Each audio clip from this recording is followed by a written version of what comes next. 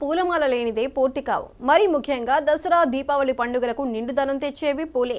తెలంగాణలో దసరా అంటేనే గుర్తుకొచ్చే బతుకమ్మ ప్రత్యేకంగా పూల పండుగ. అందుకే పూల మార్కెట్లు ఈ సీజన్లో కళకళలాడుతూ ఉంటాయి. అలా పండుగల్లో భాగమైన పూలను మనకు అందించడానికి పొలాల్లో కష్టపడే రైతులు ఏమనుకుంటున్నారో, మన ఇళ్లను అలంకరిస్తున్న రకరకాల పూల ఉత్పత్తి వెనుక కష్ట నష్టాలేంటో నేరుగా వాళ్ళ మాటల్లోనే మీకు అందిస్తోంది 99 టీవీ.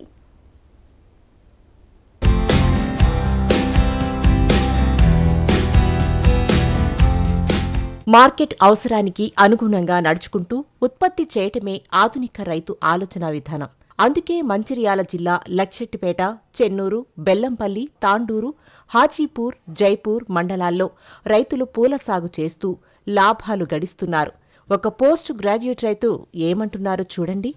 నేను ప్రజెంట్ అయితే ఎంఎస్సీ వరకు చేశానండి. నేను పూల సాగు చేయబట్టి 14 సంవత్సరాలు అవుతుందండి. 2010లో నేను స్టార్ట్ చేశాను జరిగింది. మా ఫ్రెండ్ సహకారంతో 2010లో కొన్ని మొక్కలు తీసుకొచ్చేది జరిగింది. అప్పటి నుంచి ఇప్పటి వరకు నాన్ స్టాప్ పెట్టడం జరుగుతున్నాను. దీనికి ఏంటంటే అన్ని ప్రత్యేక పంటలు ఏంటంటే పత్తి కానీ, వరి కానీ, సోయా కానీ అన్ని విచిత్రంగా పంటలు వేస్తారు. కొంచెం డిఫరెంట్గా మనం పెడదామనే ఆలోచనతో నేను మా ఫ్రెండ్ సహకారంతో 2010లో నేను కొన్ని ప్యాకెట్ తీసుకోవడం జరిగింది. దీనికి ప్యాకెట్ ఖర్చు కూడా అప్పుడు కొంచెం తక్కువ ఉండేది, ఇప్పుడు కొంచెం ఎక్కువ ఉండదండి. నేను దసరాకు ఒక 6000 మొక్కలు తీసుకొచ్చుకున్నానండి. 6000 మొక్కకు నాకు 35,000-36,000 పెట్టుబడి వచ్చింది.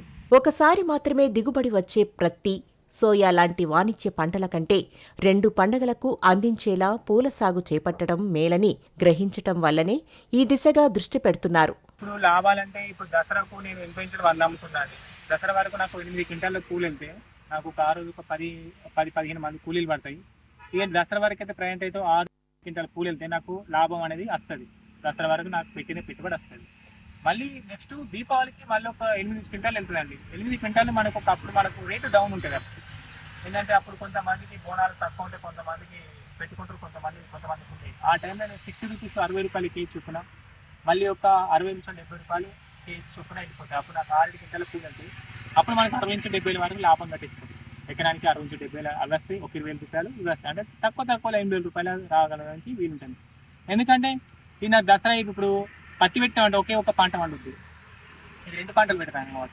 ఇప్పుడు బంతి అయిపోయిన తర్వాత మళ్ళీ నేను కూరగాయల రూట్కి వెళ్తాను అనమాట. కూరగాయలు బెండ కానీ, సోరకాయ కానీ విచిత్రమైన పంటలతోటి చేయడం వల్ల మనకు ఒకే సంవత్సరం 2 పంటలు గట్టిస్తాయి. అదే పత్తి కానీ వేరే రకాల పంటలు పెట్టుకుంటే ఓన్లీ పత్తి పండుతుంది.